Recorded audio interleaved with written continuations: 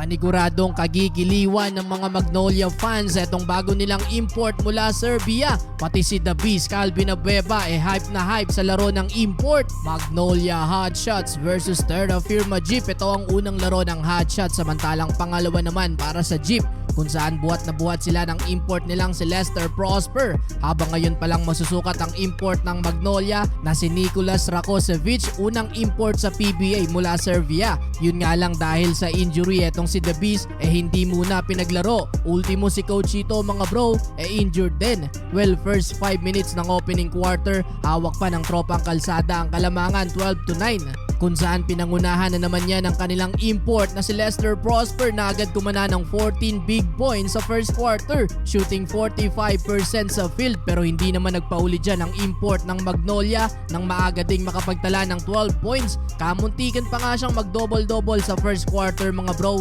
dahil meron na din siyang 9 rebounds. Masipag ang import ng Magnolia mga bro. Maliban dyan nabaliktad pa nila ang laban, 29-26, lamang na ang Magnolia. Second quarter, patuloy ang masipag na laro ng Serbian import. Grabe to sa pagkuha ng mga rebounds at pagdepensa sa kalaban mga bro. Kahit mga loose ball, hahabulin talaga niya. Magandang pansabay to kay The Beast. Kaibahan niya sa laro ni Prosper mga bro, more team play etong si Nicholas. Hindi mo din to makikitaan ng mga pilit na tira. Basic na basic lang maglaro, pero meron na siyang 28 points at 16 rebounds sa first half. Mas solid yan kesa sa naitala ni Prosper na may 27 points with 9 rebounds at nagpabaon pa ng flex sa harap ng bench ng Magnolia. End of first half mga bro, lamang pa din ng Hotshots 59-54. Entering of third quarter, unti-unti nang nakakalayo ang Hotshots, kung saan yung import nilang si Rakocevic hindi mapigilan ng kalaban. Tahimik lang kung maglaro mga bro, pero pati etong si Calvin hype na hype sa laro ng Serbian import.